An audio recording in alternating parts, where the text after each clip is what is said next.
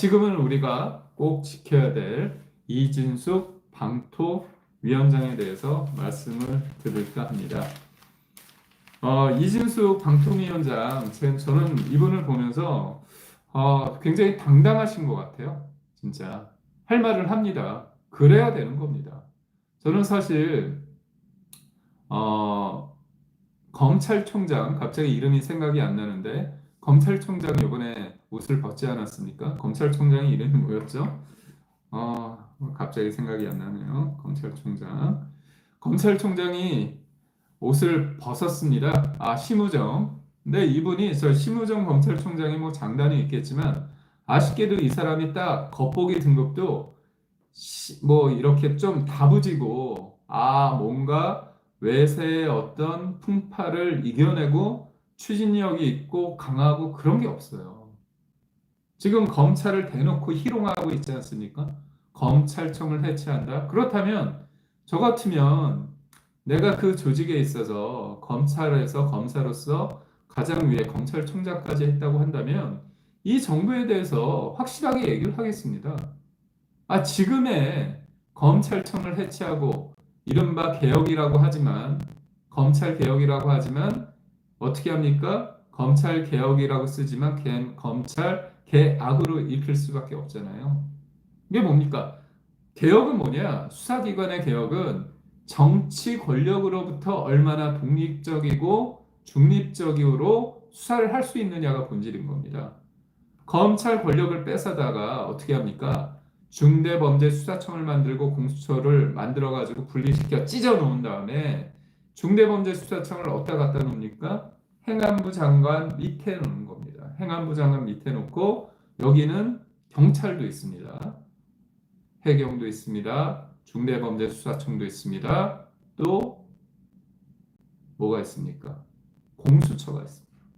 각각의 수사기관을 그냥 행안부 장관 밑으로 때려 넣고 그러면 행안부 장관은 윤호중 쥐락펴락할 수 있죠. 그리고 또 이 수사기관들을 어떻게 하느냐? 수사기관이 수사를 할 때 권한, 조정, 통제, 감찰, 심지어 얘네들을 이 수사기관들을 컨트롤하기 위해서 딱 자기 마음대로 하기 위해서 어떤 것까지 하냐? 청문회도 한대요. 어떻게 수사기관을 자료를 제출해라 청문으로 할 수 있습니까? 그게 독립적인 수사를 할 수 있습니까? 결국은 살아있는 권력에 대한 수사를 못하게 하는 거예요. 또 법을 만들어서 원래는 검찰총장이 검사를 징계할 수 있습니다. 그런데 징계에 파면은 없어요. 검사를 파면하는 거는 유죄가 대법원에서 확정됐을 때 징계로서 파면까지 할 수 있습니다. 또 하나는 헌재에서 파면 결정이 나야 되는 거예요. 그래서 함부로 검사를 파면 못 시키는 겁니다. 근데 법을 바꿔서 검찰총장도 아니고 법무부 장관이 할 수 있게끔 하는 겁니다. 결국 뭡니까? 법무부 장관 정성호 법무부 장관 후보자, 행안부 장관 윤호중 행안부 장관 후보자, 이 자기 사람들, 자기 말을 잘 듣는 이 장관들을 통해서 쥐락펴락한다는 거고, 또 본질적으로 이 수사기관들의 수사기관 그 권한을 나누고 조정하고 통제하고 감찰하는 여러 가지 기능을 국가수사위원회를 만듭니다. 국수위라고 하는데 그건 또 어디 있느냐? 국무총리 산하에 있다는 겁니다. 총리실 밑에 있다는 겁니다. 결국 뭡니까? 김민석이라는 존재가 뭡니까? 김민석 총리는 이재명이라는 사람이 당대표 시절에 전당대회 때 4등 밖으로 돼 있어서 최고위원도 못 될 사람이었어요. 근데 어떻게 했느냐? 라방을 하면서 차에 타가지고 왜 표가 이렇게 안 나오지? 이러니까 개딸들이 그냥 김민석 후보자한테 표를 몰아줘서 1등이었던 정봉주 전 의원을 4위권 밖으로 확 나가게 하고 김민석을 1등 최고로 만듭니다. 그렇다면 김민석 입장에서 어떻습니까? 진짜 그 언제적 김민석입니까? 그런 사람을 총리로 만들었으니 김민석 총리 입장에서는 이재명 대통령이 얼마나 커 보이겠습니까? 그래서 이번에 임명장 받을 때도 뭐 폴더 인사를 하고 뭐 그러더라고요. 신났죠, 뭐. 어떻습니까? 뭐 칭화대 논문을 41%, 50% 가까이 논문 표절하고 돈을 어떻게 받고 쓰는지 모르지만 8억 원이 비는데도 뭐 배추 투자해가지고 450만 원씩 받는다고 하고 그리고 심지어 그 우편 편지를 받는 용으로 오피스텔에 주소만 옮겼다고 하는데 대법원에서 확정 판결된 판결문을 보면 그 오피스텔에서 내가 불법 정치 자금을 받았던 그 내용이 버젓이 나온데도 불구하고 어떻게 합니까? 뭉개고 그냥 총리 임명을 했잖아요. 그런 사람들입니다. 그렇기 때문에 이 부분에 대해서 맞서 싸워야 되는데 심우정 검찰총장처럼 그렇게 나약하게 사표를 내면 뭐 그게 뭐 조직을 위해서 됩니까? 확실하게 싸워야지 저들의 극악스러운 모습을 국민들한테 보여줄 수 있는 겁니다. 그냥 바람 부니까 그냥 바람 불기 전에 진짜 풀이 누우면 안 되는 거 아닙니까?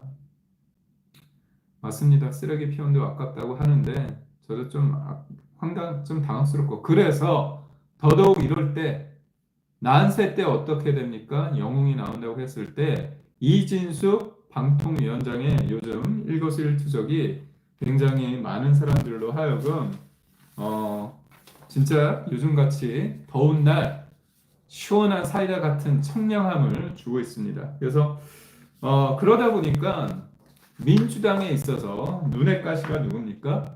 이진숙 방통위원장입니다. 그러니까 결국은 우리한테는 이진숙 방통위원장은 굉장히 좋은 의미죠. 좋은 의미로서의 우리 머릿속에 있고 또 다른 이진숙 나가야 할 사람 이 교육부 장관은 우리 머릿속에서 우리를 짜증나게 하는데 이재명 대통령의 머리와 지금 민주당 머리는 이진숙이라는 그 이름을 가진 두 분 때문에 골머리를 앓고 있는데 잘 보십시오. 국회 상임위 중에서 방통위를 관할하는 그 상임위가 과방위라고 있습니다. 그 과방위에 최민희 의원이 위원장이 끊임없이 이진숙 위원장을 어떻게 보면 제가 볼 땐 괴롭히는 것 같아요. 왜냐하면 말 자체를 저는 좀 그렇습니다. 아무리 선출직 공무원, 국민들의 대표하는 국회의원이라고 하더라도 임명직 사람들은 뭐 함부로 대해도 되는 건가요? 그리고 껄핏하면 국민이 뽑아줬다고 하는데 그게 갑질하라고 하는 건 아니잖아요. 그런데 어떻게 합니까? 뭐 선서할 때 제대로 안 한다고 뭐라고 하죠. 심지어 뇌 구조가 이상하다고 하고 뭐 끼어들지 말라고 합니다. 아니 국회에서 상임위에서 회의를 열면 사람들을 부르잖아요. 그러면 뭐 질문하는 사람들은 우월하고 대답하는 사람들은 뭐 열등한 사람들입니까? 아닙니다. 질문과 대답을 통해서 그런 과정을 통해서 견제가 제대로 이루어지고 있는지 국정이 제대로 이루어지고 있는지에 대해서 국민들이 알게 되는 거예요. 사람들은 다 평등한 겁니다. 그런데 갑질을 하지 않습니까? 그러다 보니까 이 방통위 원장이 눈에 가시라서 끊임없이 흔들어대고 있는데 참 재밌는 게 최민희 과방위원장 가지고는 안 되나 봐요. 그래서 지금 전당대회에 나오겠다고 하는 정청래나 박찬대 의원마저도 계속 공격을 하고 있습니다. 근데 그게 안 되는 거예요. 왜냐? 급이 안 맞는 겁니다. 최민희 의원 정도도 안 되고 당대표가 되겠다는 사람들도 안 되는 겁니다. 그럼 누가 될까요? 그래서 마지막으로 등판한 게 누구냐? 민주당의 아버지 이재명 대통령께서 등판을 했습니다. 아주 이제 노골적으로 얘기를 해요. 국무회의 도중에 이준숙 발언하지 마. 이준숙 발언하지 마. 이렇게 얘기를 했다. 모르겠습니다. 이렇게 낮은 목소리로 하진 않았겠죠. 뭐 이재명 대통령께서의 목소리가 저는 좀 이분의 목소리가 약간 진정성이나 어떤 믿음이나 그게 아니라 약간 모르겠습니다. 저만 느끼는 게 아닐 것 같은데 여하튼 뭔가 기교라고 해야 되나? 그런 목소리 톤이에요. 보이스 컬러예요. 그래서 막 선동적인 멘트 할 때와 그리고 또 뭐 뭔가 진중하고 할 때 목소리 톤이 달라지는데 제가 볼 때는 진솔함이 묻어나는 목소리는 아닙니다. 여튼 국무회의를 했을 때 방통위원장으로서 참석을 하거든요. 그런데 당신은 발언하지 마. 그렇게 한다는 거예요. 근데 잘 보십시오. 지금 민주당이 방송 3법이라는 걸 통해서 언론에 있어서 방송을 장악하려고 하고 있어요. 그렇다면 그 주무부처가 어디입니까? 방통위잖아요. 그렇다면 방통위 입장에서는 의견을 제시할 수 있는 거예요. 그런데 의견 제시를 못하게끔 입틀막을 하는 겁니다. 그러면서 뭐라고 얘기했느냐? 뭐라고 얘기를 했냐면, 죄송합니다.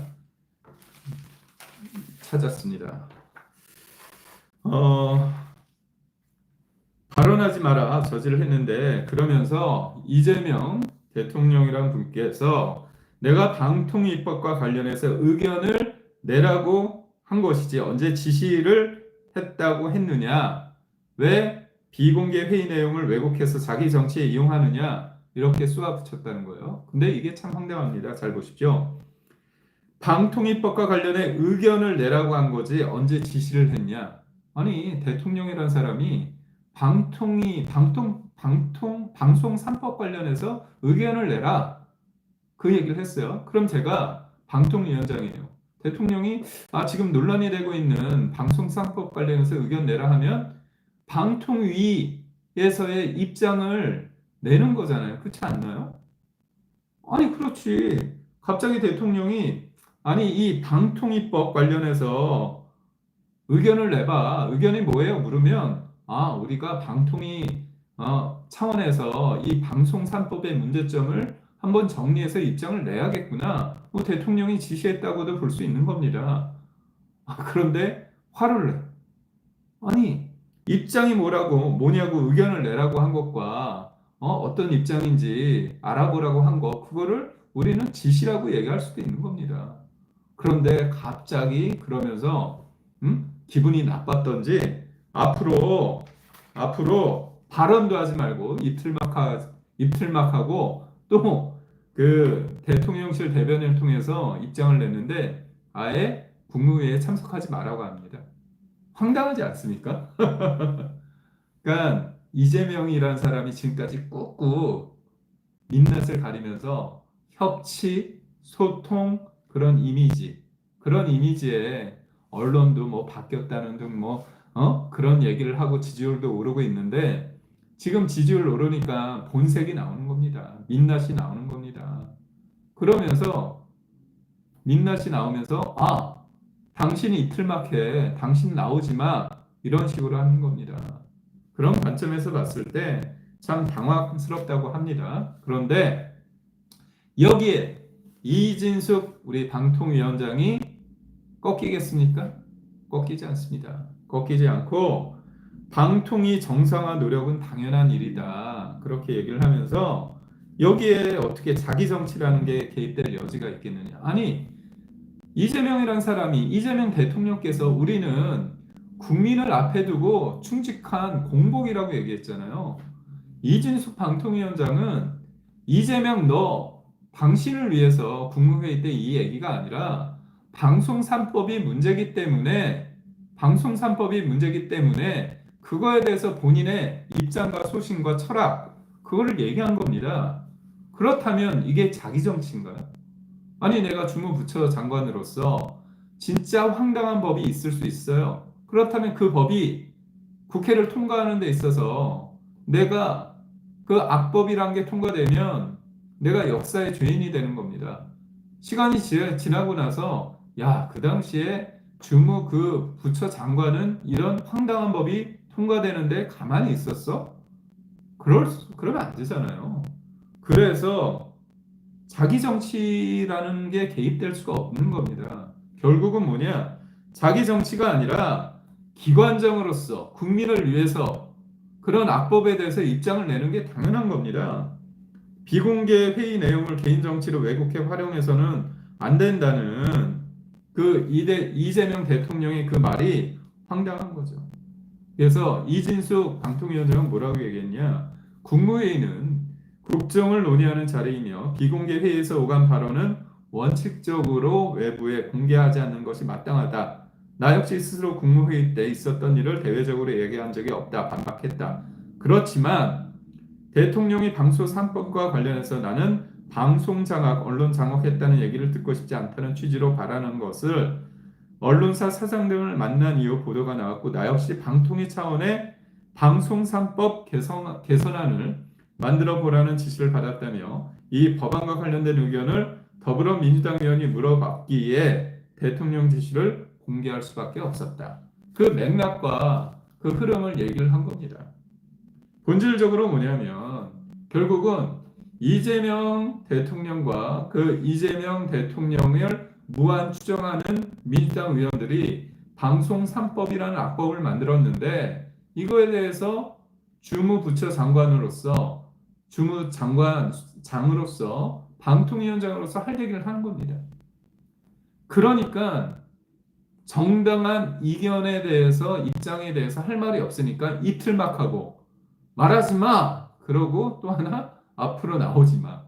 야, 진짜 이거 애들 뭐 봉숭아학당도 아니고 웃기지 않습니까? 뭐 이견을 제시하면 나오지 마 그러고.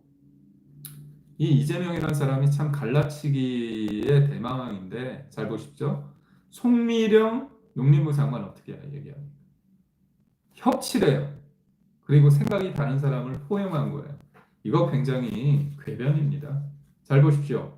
만약에 송미령 장관을 협치로서 통합으로서 포용한다고 얘기하면 양곡관리법에 대해서 반대하는 송미령 장관을 유임시켰으면 제가 이렇게 박수를 칩니다. 그게 아니잖아요. 소신을 저버린 양곡관리법이 뭡니까?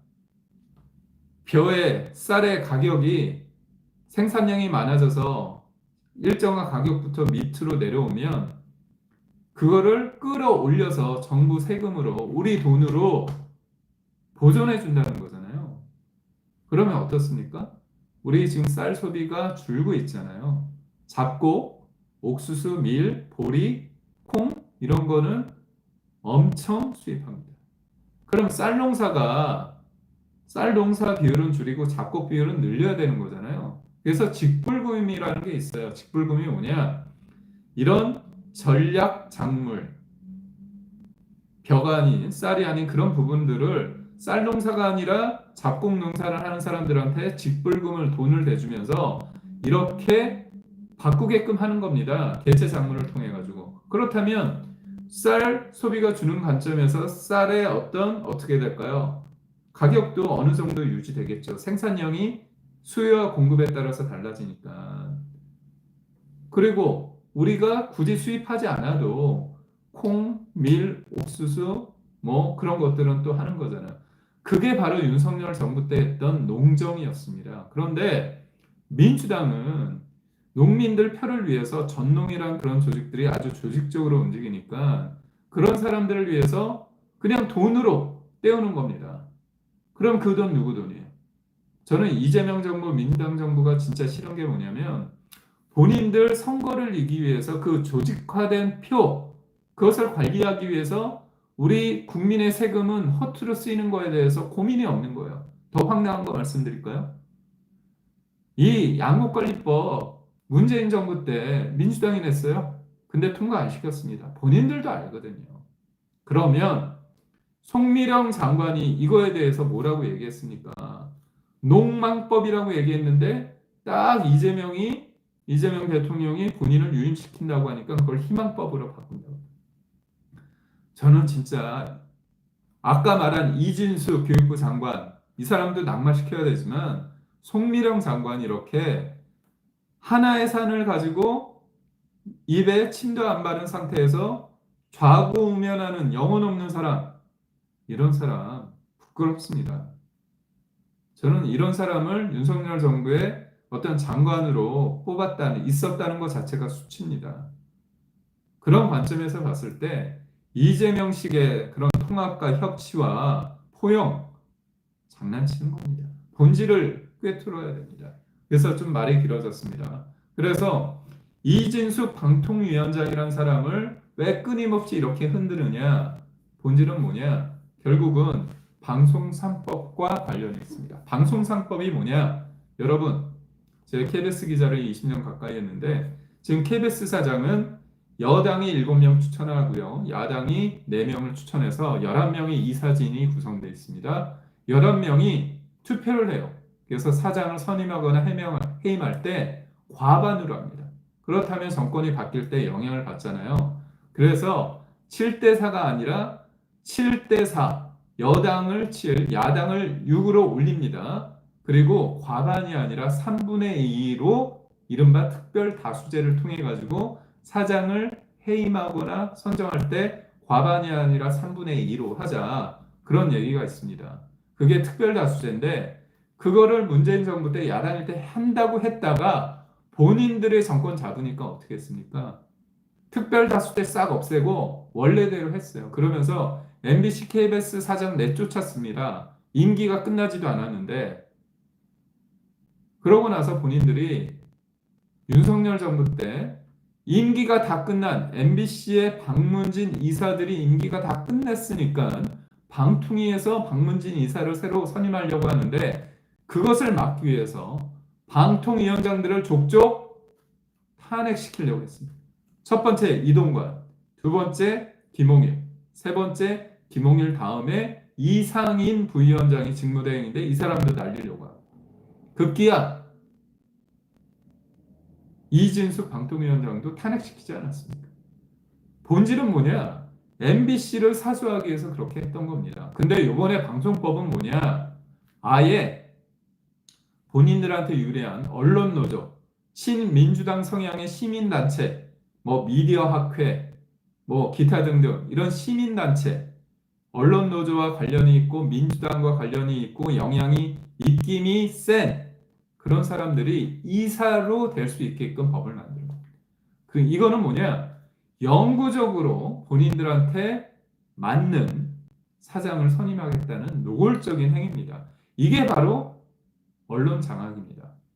이게 기본적으로 공중파에 대해서 하는 거고, 요번에 더 무서운 게 뭐냐? 종편과 보도 전문 채널. 종편은 뭡니까? TV조선, 채널A, 뭐 MBN, 뭐 JTBC 이런 쪽. 그리고 또 보도 전문 채널 YTN과 연합뉴스 TV 같은 경우에 편성위원회가 있습니다. 여러분, 편성위원회는 기자들이 하면 되겠죠? 그런데 어떻게 하느냐? 편성위원회를 사측과 노조 측이 5대5씩 한다는 겁니다. 아니, 노조가 거기 왜 들어가요? 노영 방송을 만들기 위해서 법을 그렇게 만드는 겁니다. 그리고 세 번째, 또 이게 악법인 이유가 부측에 이 법이 통과되면 3개월 내에 이사진을 새로 꾸리겠다는 거예요. 노골적으로 새로운 이사진 구성을 통해서 기존의 사장들을 다 쫓겠다는 겁니다. 그리고 이 법이 통과되면 방통위원장도 쫓아낸다는 거예요. 그러니까 이게 얼마나 법이라는 걸 통해서 폭압적으로 세상을 재단하고 자기들 마음대로 쥐락펴락하느냐. 이거는 굉장히 무서운 겁니다. 그런 측면에 있을 때 이런 것들에 대해서 제일 속속들이 아는 거. 여러분, 세상에서 어떤 사람이 무서운지 아십니까? 나의 과거를 제일 잘 아는 사람이 무섭습니다. 민주당이 예전부터 윤석열 정부 때, 그 전에 문재인 정부 때 이 방송 정책에 대해서 어떻게 해왔는지 그 과거를 아는 사람, 그 사람들이 무서운 거죠. 그런 과정 속에서 그 현실을 정확하게 아는 사람이 누구냐? 이진숙 방통위원장이 그런 언론 노조, 민주당의 위선적인 행태, 그런 것들을 잘 아는 겁니다. 제가 왜 잘 아느냐? 제가 KBS에 있을 때 언론 노조 분들이랑 많이 싸웠습니다. 제가 쉽게 말해서 저도 어떻게 보면 진영의 플레이어잖아요. 국민의힘 전 대변인이고 지금 당협위원장을 맡고 있기 때문에 제가 생각하는 게 다 맞다고 생각하지 않아요. 하지만 최소한 한쪽으로 기울어지는 이런 법은 통과되면 안 됩니다. 그래서 이진숙 방통위원장이 이 방송사법에 대해서 방송통신위원장으로서 입장을 국무회의에서 낸 거예요. 그런데 민주당은 그게 싫은 거지. 이재명이라는 사람, 이재명 대통령은 그게 싫은 겁니다. 그래서 어떻게 하느냐? 야, 말하지 마. 그리고 너 다음부터 나오지 마. 이렇게 한 겁니다. 그래서 오늘 이진숙이라는 이름을 가진 두 사람, 인생이 다른 사람, 우리가 꼭 지켜야 될 사람, 내보내야 될 사람, 이렇게 얘기를 했습니다.